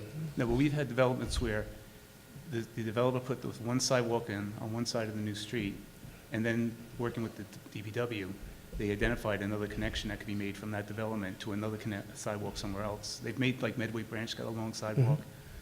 I know this is something that we'd have to take up with DPW, but it's a very good question that if we're touching this road all the way up to the second entrance or Brett's Farm, why we wouldn't have a sidewalk along the whole way. And where that's a public way and we're doing the improvements in it quite a bit, that's maybe something the town might want to look at, putting a sidewalk on Lawrence Street.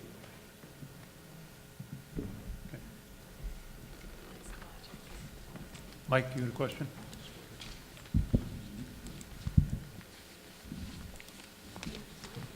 Thank you, Mr. Chair. Mike Judici, Eagle Drive. I'd just like to echo the concerns about the sidewalk. And it was brought up at some of the earlier meetings that should be something that was considered, especially given all the extra traffic, obviously, from the development. But also want to follow up on that Buckley Boulevard. Something else that was brought up early on in the process that was brought up as a concern and hasn't really been addressed since then.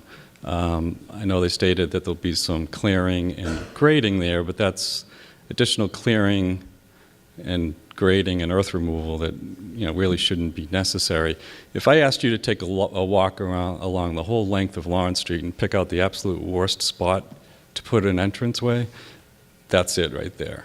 It is a very dangerous curve. It's on the inside of the curve. There's a high elevation on the right-hand side as you're looking at it. That would have to be cut down. Now that we're sort of, taking a step back and re-looking at the development, maybe that's a chance to improve that entrance and the safety. Potentially, my first thought would be lining it up with Brett's Farm Road to the west there, and then you have a T intersection. It's a much straighter stretch of Lawrence Street that would seem to be a lot safer. It's just really an awful place to put that entrance. Okay, thank you. Actually, can I actually ask you guys, why did you select that location? That's a good point. We're not lining it up directly with Brett's Farm. But before we even talk about selecting location, I just do want to say that all these intersections have been reviewed, all the traffic's been reviewed, and it's had closure letters from Beta on their review as well. So everything that everybody's bringing up here now has already been reviewed, addressed, and closed out with the past project with the 204 units. Nothing's changed with the entranceways or anything with that. So I'll let Rick talk about why the road was there, but I do want to say that everything's been reviewed and it has been closed out.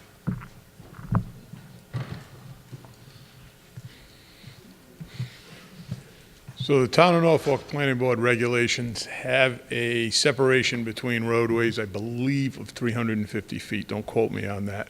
And that's why that location was selected. There were some concerns with respect to a straight-on intersection and wetland impacts, which there is a small wetland area located to the southwest corner of the site. So that was one of the reasons that we chose it. Also to eliminate the need for the house removal. So those were really the reasons that we had chosen that location to create that safe offset as required by the planning board regulations. But you are taking that house out now anyway, right? So That's correct. That wasn't an issue, but you're saying there's a wetland in that corner? There is a wetland in that southwest corner of the site. Okay.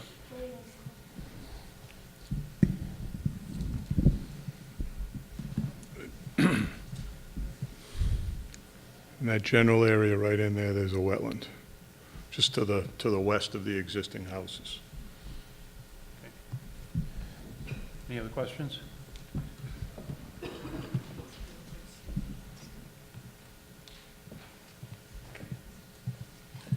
Dave Diamond, 3 Brett's Farm Road. First, I wanted to just reflect that I do appreciate the amount of time that the board has put into this and the applicant. I think the last time we had a meeting, I'm not sure we all recognize that, so I wanted to thank you. We're all seeing this for the first time, and I was just wondering, Mr. Chairman, if you could inquire about maybe the construction phasing plan. Where would the tree clearing start? Where would things be staged? Kind of what order it would go in? Sean, I think that's good. There will be, when the CMP is put together, that will show all the phasing, correct? Yeah, so if people recall, there was quite a bit of work that went into phasing the last project. I think that there were 8 phases. And this is fundamentally different. It's got a much more simple roadway section. It's much more simple build out. So Tom would have to take a look at that, look at principally how he's going to do the reduction in the earthwork. So he has to figure out where the material's coming from to balance the work that he's done and figure out the best way to phase the site. Great. Thank you. Sure. I guess my additional comment is if the board is receptive to this proposal for 176 units, then I guess one of the thoughts that I had was that, well, it's actually our position that there really doesn't need to be additional peer review conducted at this stage. A peer review could be included as part of a condition for an approval. Because we've already demonstrated that the larger project works. This is a smaller project, and as was indicated throughout the discussion, the impacts are significantly less than what they otherwise would have been. So I just wanted to add that as well. I think that's a good idea, and we think we'll do that right as a condition. Sandy, I see you. You want to come forward?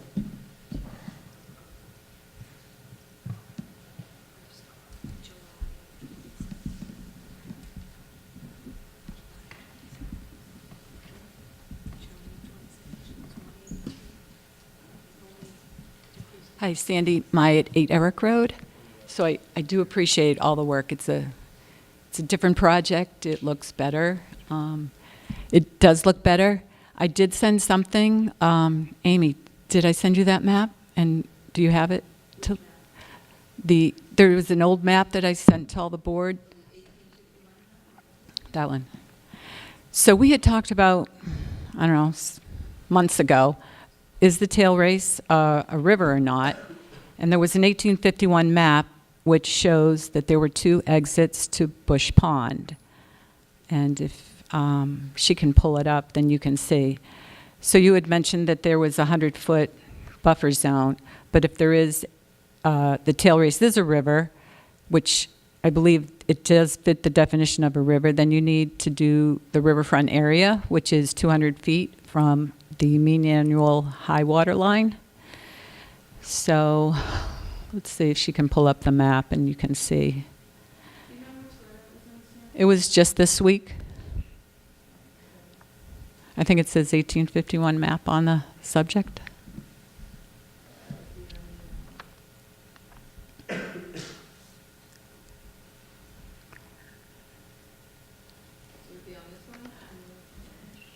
It would have been Monday this week from me. So I would like to ask if the board could look at that map, and I did, have you copied on it, and possibly conservation can help you determine? I think John's going to address that. Sandy, thank you. Mr. Chairman, appreciate the comment, but that's about the third or fourth time that we've discussed this particular issue. We've submitted a full response to that issue back in a letter, actually it's after the January 24th hearing of this year. We followed up with a letter to the board that identified the fact that this site in that area, the tail race, has never been identified as a riverfront area, both when the Buckley and Mann project was, the cleanup work was being undertaken at the time back in 2011. It was thoroughly reviewed by the commission at that time. When Tom filed his ANRAD for the project, BSC reviewed it, determined that that tail race was not a riverfront area. When Ty and Bond, the commission's peer review consultant, reviewed it, determined it wasn't a riverfront area. So I think it's a non-issue, and I think it would be inconsequential anyway. So. Sure. I want to make sure everyone understands that the board's jurisdiction is limited. The board, this zoning board, can't obviously determine what is a river and what's a intermittent stream.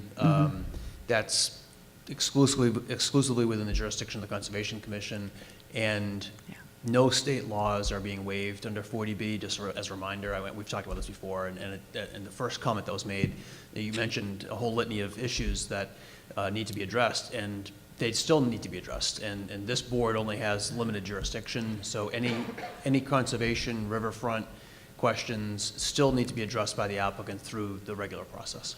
Okay, so the wetlands delineations also expired for this project. Are you going to ask for a redefinition of the wetlands as before the permit's issued? I mean, one of the conditions of the permit will be the applicant has to go through the wetland permitting process and get an order of conditions if necessary. And so that's, again, the board can't determine boundaries of wetlands, and it's not, we have the ability to waive the local wetland bylaw, but that's the extent of it.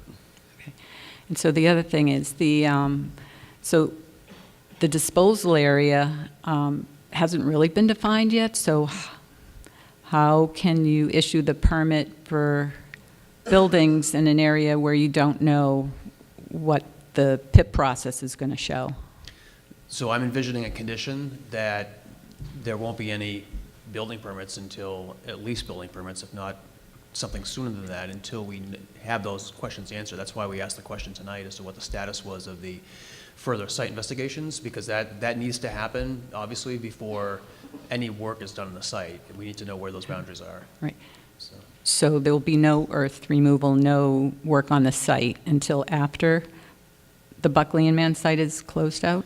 I don't know if I'd say that. I think we need to figure that out as part of our deliberation in terms of what that condition looks like. I'm not sure if no earth removal can happen. Maybe there's an area that we say it can't be touched until the 21E process is closed out. But I think we all need to get a better handle on what's left to do on the site investigations and where we can condition and where we can't condition.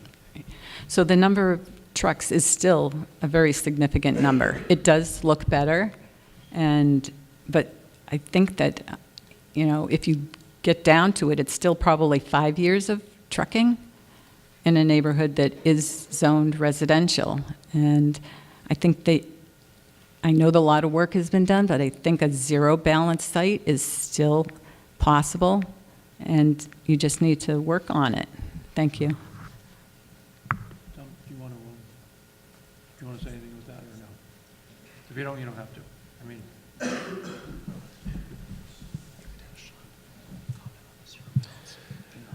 Just addressing, in general, comment of where the project is now and where we're at for units and where we're at for road and where we're at for earth removal. Basically, there's nothing less. There's nothing more that we can take out of the project by reducing units or roads or earth removal. We reduce the earth removal less, so it results in additional costs with the retaining walls, extra movement on the site, additional clearing. that triggers more storm water management and stuff throughout the site, because you're trying to balance cuts and fills out over 50, well, actually 68 acres if you try to do that. Imagine 68 acres totally cleared. And imagine trying to keep dust control down with that instead of phasing it in smaller phases and removing the material. It would be very expensive, very challenging, and I think it would be something that the neighborhood would not want with the dust and the other mitigation issues that would take place when you start to try to clear 68 acres like that.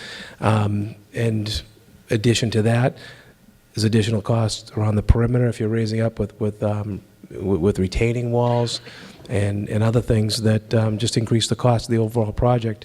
We've really looked at this point right now, and with all the improvements and other public benefits that we're putting out there, plus really addressing a piece of property that's been really ignored for probably 50 years. I mean, there's been a dam that's had nothing done to it out there, nothing. If that dam's not repaired, you know, there's a consolidation area downstream. There's other things that could go on. I mean, we're looking at doing that. We're looking at really right now all the cost of these testings and everything else is coming out of our development budget and everything. So we're trying to do the right thing for the community with everything, and there's just nothing left right now to reduce or to remove anything else. Sean, any comment on that as well, since you did a lot of analysis on earth removal? Yeah, as I think everybody can recall, the earth removal has been kind of an issue since day one, and it's always been a question of balance. I mean, there's always an achievable point where you can balance the sites. The question is, what do you have to give up? So in this case, you've got a very challenging site, a lot of changes in grade. It was mined at one time, creating a lot of different subtleties in the site that require a lot of work to balance a site. In this case, I think we're at a point where we've got a number that's significantly less than the original number, but it's more in line with what would be expected. And to try to balance it from this point may end up with more work, because now what you're doing is you're physically removing material and placing it in another part of the site, which you wouldn't had to have done if you just simply excavated material and took it off site. So I think we're at a point right now where if we actually start reducing the cuts more, we actually create more work on the site in order to accommodate that. So the net result is we're actually creating more work, more disturbance, more dust, more activity, when it might represent another trip out of the site, but it's material that otherwise would have to get dug out of its location, placed on site, compacted, reworked. It ends up extending the construction period. It ends up being more work on the site when it's easier. You know, admittedly, it generates revenue for Tom probably, but it's easier to dig it out of its location and remove it rather than it is to try to dig it out of its location and place it in another place on the site. Thank you, Sean. Any other comments?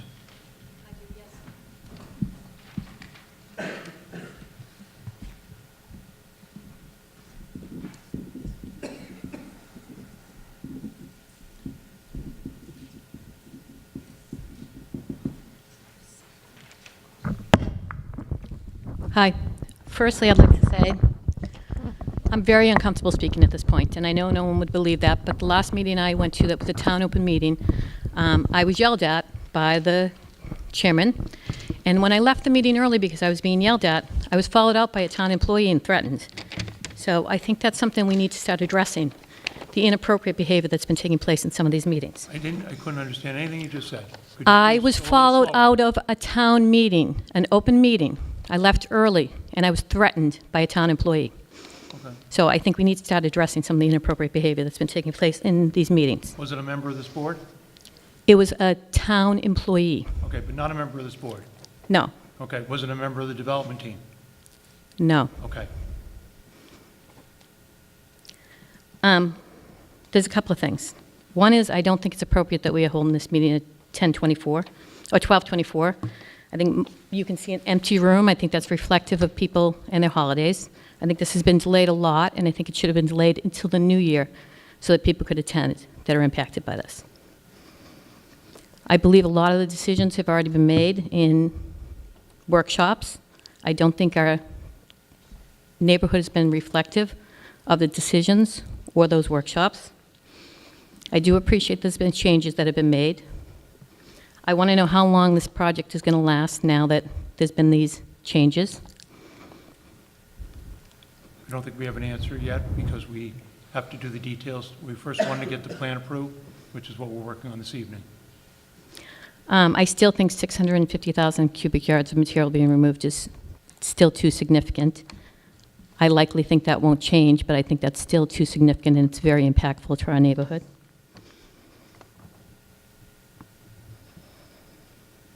I do believe you still have to clean up the development before you consider anything, because you can't say that this is a good plan or an effective plan or even a workable plan until we know the lines of delineation for the contamination. I think we explained earlier we were going to make sure that gets done. Actually, that wasn't quite what was said. By Dan Hill, he said basically that the development potentially could start in areas. We'll work through that during the deliberations and during the conditions.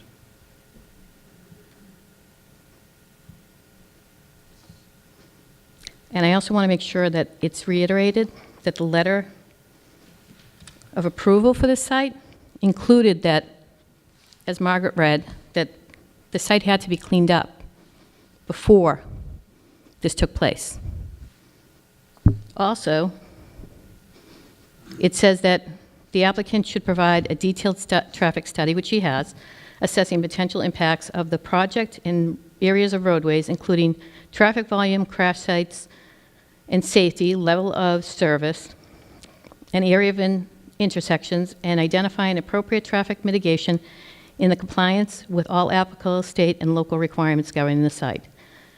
The applicant should be prepared to discuss potential widening of the road and bridge on Lawrence Street, and the applicant should be prepared to discuss an extension of the existing water lines currently at the intersection of Park and Lawrence Street, as well as potential for municipality with land and unused portion of the proposed site for additional water, public water source. I want to just make it clear that we're acting like these are amenities that are being negotiated, and they were actually pre-negotiated by Mass Housing. So I don't think it's an unreasonable request for us to say that the whole frontage of that development should have sidewalks. Okay, thank you.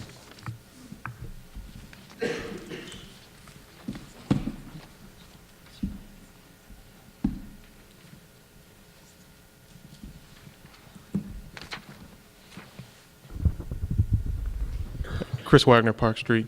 Just on the Buckley Boulevard section, I know previously that was like two separate lanes with a vegetated median between. Is that still the layout of Buckley Boulevard, or is that just changed into a normal two-lane road? Rich? That's now just a single road, no divided roadway. And I do think for that roadway, I know previously you mentioned there's wetlands and we're trying to avoid the houses there, but if that could be moved in a westerly direction, I think that would be a benefit to everybody. Looking past to the open space, the conservation land, the 130 acres, with regard to the cleanup, so that PIP process will determine the extent of the contaminants, but that very well may use the river as a delineator there, that, you know, the contaminants wouldn't get past that river. But we don't know necessarily the use of all the uplands over there and whatnot. So I was just curious if that area would be tested separate from the PIP process, and then also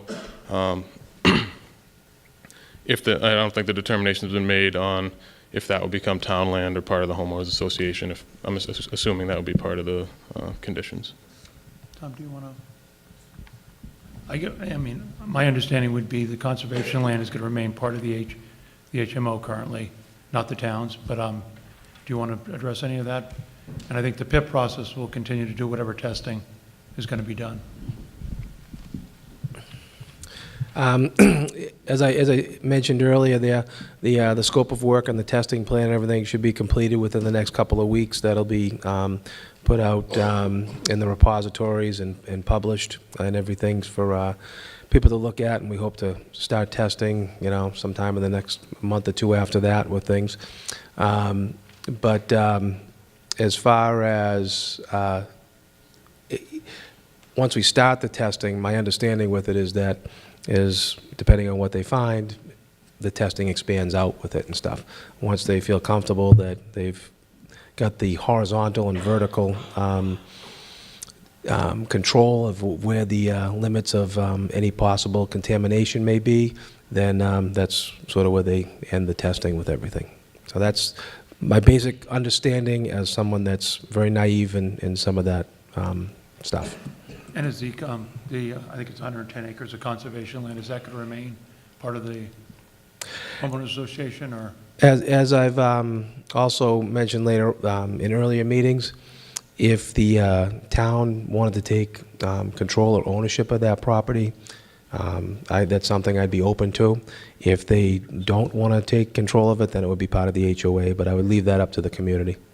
If it is public-owned conservation land, then it would be open for the public to enjoy some of the roughly about 4 miles of walking trails that are in there. Very nice trails and everything. If it becomes the HOA, then there'd be a liability just to let the public go through there. So it would be just the HOA's property. Okay, thank you. All set? And just real quick on the trail network, I think previously it was mentioned there wouldn't be any improvements made to it, but trees fall down and would at least be opened up to make sure that if the trail was blocked, that it would be open for walking. Not necessarily making it like a gravel walking path or anything, but just basic maintenance to have an open trail. I think that depends on who's going to own it at that time. Okay. All right. Last question.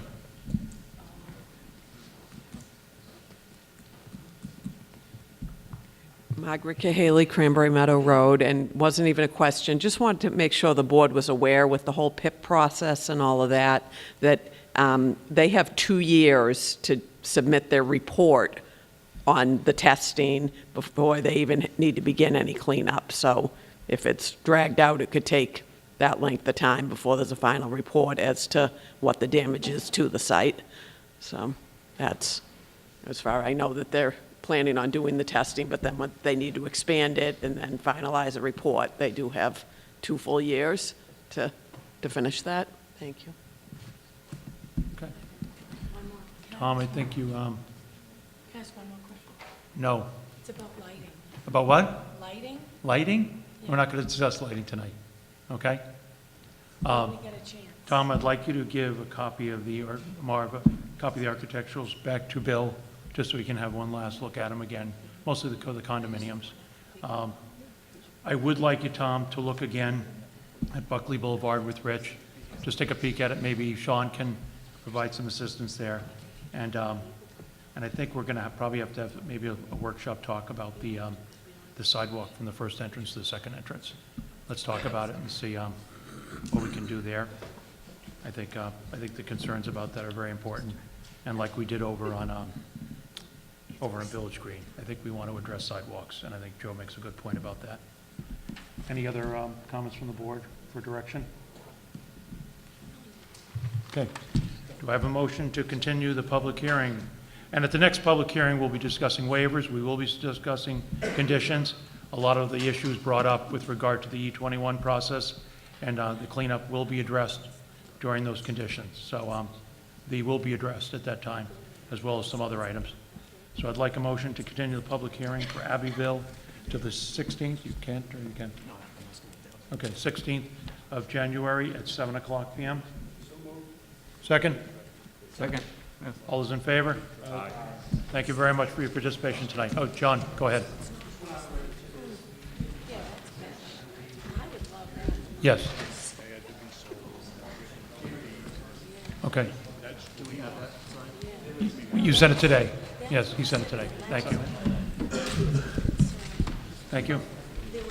Do I have a motion to close the public hearing for the Zoning Board of Appeals meeting at 9:15 p.m. on December 20th? So moved. Second? All those in favor? Thank you. Happy holidays to everyone.